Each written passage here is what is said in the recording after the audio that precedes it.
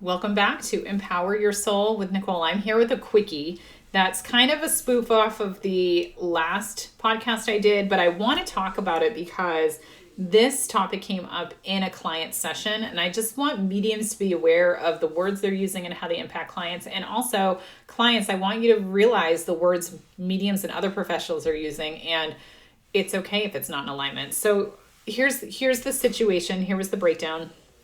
Had a wonderful client meeting this morning, and I called out that there's no more lessons for her to learn here. And she said, yeah, you're right. I've been to two other mediums who've told me this is my last time incarnating here on earth. And I started scratching my head, and I'm like, that didn't feel right to me. And I said, I know that other mediums have told you this, but I need you to know that's not true. That's up to you. That's up to your soul. And I said, I want you to know there's a difference between coming here to learn lessons and coming here for vacation and for having fun. And by the way, I don't think our soul wastes any time, because I think even though you might not have any lessons to learn, there's always something to learn. We don't stop learning as souls. Could you imagine? So I'm just hearing the word farce in my head, right? So could you imagine coming here and not learning lessons? We all learn lessons, big or little, every time we come here. But what I do agree with those other mediums is that she didn't have any major lessons to learn. I do agree with that. But I think it is probably unethical for us to tell somebody that you're not coming here again. Because what that ended up sparking in my client is almost this like ego response of me, I'm done. I'm not coming here anymore. And then that creates an ego trip for her, almost like, hey, I'm better than everybody else. I don't have to come here again. So that's like reaction number one. And then reaction number two is, holy shit, I'm not coming here again. I now need to go see the world. I need to see everything that I can see, because I'm not coming back here again. This is my last chance. I need to make the most of it, right? So think about how the words of those mediums resulted in my client having this almost visceral reaction of, holy shit, I'm done. I don't feel done, but I believe them. I'm going to go change my behaviors and change what I'm going to do in my lifetime, knowing I'm not coming back here again. And think about it like that's, and I think this is just one example of many, many, many unlimited number of examples that on why words are so important as professionals doing this work to clients. So if you're a professional, and I'll get to if you're the receiver of this information in a minute, but if you're a professional, I want you to think about the words you use and the words that you take away empowerment from your sitters or your clients. Because if I walked in and I told that client, you're not coming back here again, where do you think that's coming from? I'm essentially limiting the choices of her soul and telling her like the limitations of her soul. And too bad, so sad. If you want to come back here again, you're not coming back here again, right? That's a very different story than, hey, you're all done learning your lessons, so you're here to have a fun life, and then you get to decide what you want to do next. Because I don't think, and that's exactly how I phrased it to her, I'm not going to tell you you're not going to come here again, because that's up to you and that's up to your soul. But I'm letting you know you don't have to come here again if you don't want to. And just changing the slight way I said that, it's not that you're not coming here again, it's that you don't have to come here again. That's up to you.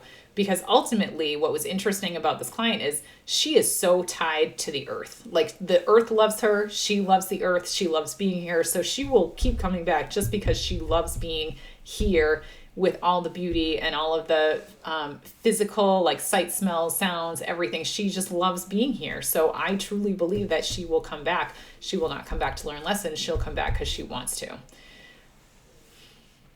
So pay attention to the words that you're using, professionals. And if you're ever using the word like never, should, always, like these are the guilt trippy words that people are going to latch onto and probably going to, like, if you're someone like me, nothing is always true. Nothing is never true, right? Like, so whenever I hear those extreme things, I'm like, this doesn't work for me. There's something wrong with you, because the future is yet to be written. There's many decisions I don't know about. I don't even know what my other lives were. I don't even know what my soul path is. I don't know what lessons I need to learn. I don't know where I am in the spirit world. So how can you tell me where I am and what I should be doing or what I'm never going to do again? It just does not make sense to me. It does not make sense to me. And I'm not saying that those professionals are unethical. I think they just need to take a look at the words they're using, because I have no doubt they're feeling certain things for a reason, but they need to work on the words they're using, because it is setting up expectations or creating responses in clients that they don't intend. So let me switch the curve then, because as a client, if you're hearing always, never, should, you need to like take the information, but also, put on your glasses and be like, does it really make sense? Because all the professionals are doing, including myself, are interpreting energy. So what we get from spirit, from your guides, from your loved ones on the other side, it's like energetic charades. I get a feeling, I have to figure out what that feeling is and give it to you in as little bias and transformation as possible so that you can take it and understand it. Great example from the same client this morning is me tapping into her husband's energy, and I'm saying he's really jealous, and she's like, well, no, he's not really jealous. And I'm like, all right, hang on a second. And I had to go back and check with the energy, and it wasn't jealous energy, it was protective energy, and I read it as jealous. But when I got back, when she said no, I went back to just check on it, and I saw it from a different angle. I'm like, oh wait, he's protective, he puts you in a bubble. I read that as jealousy. He doesn't want other people to see you, but I misinterpreted that as I'm protective of you. It goes inward, not outward. You know what I mean? Like the energy went inward to her protection instead of outward deflecting energy that's coming her way, if that makes sense. You professionals might understand. So it is very easy for me to misread or use the wrong words with energy, not because of bad intentions, just because it comes in so quick and so quiet and so subtly and I'm trying to spit it out of my mouth as fast as possible, because the more it sits in my body, the more it sits in my brain and my energy, the more likely I am to misinterpret it. So I spit things out as fast as I can. And if I get a no, that's when I know, oh shit, I got it wrong. Let me go back and reinterpret it. So always, always, always tell your mediums, your professionals, if something doesn't fit, it doesn't mean that they're not good at their job. It just means that they might have misinterpreted it. And also, if something doesn't sit right with you, if something doesn't feel good or something doesn't make sense, discard that information. And I'm not trying to be like, keep only the good things that you like. Only when they say you're gonna win the lottery, keep that, but that you have more problems to come, ignore that, right? Like, I'm not saying that, but just be a little more conscious of how professionals work and how information can be misconstrued accidentally.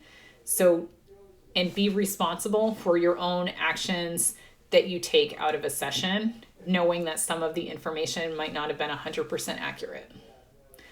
Because that's the reality of what we are. We are not 100% accurate all the time.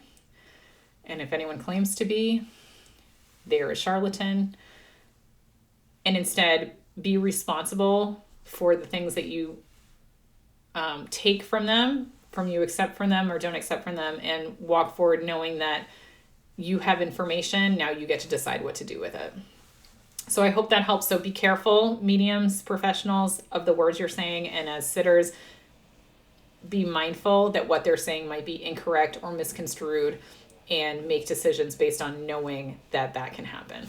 I hope that helps everybody. I really enjoyed being here for this little quickie with you. Sending you all the love. Take care.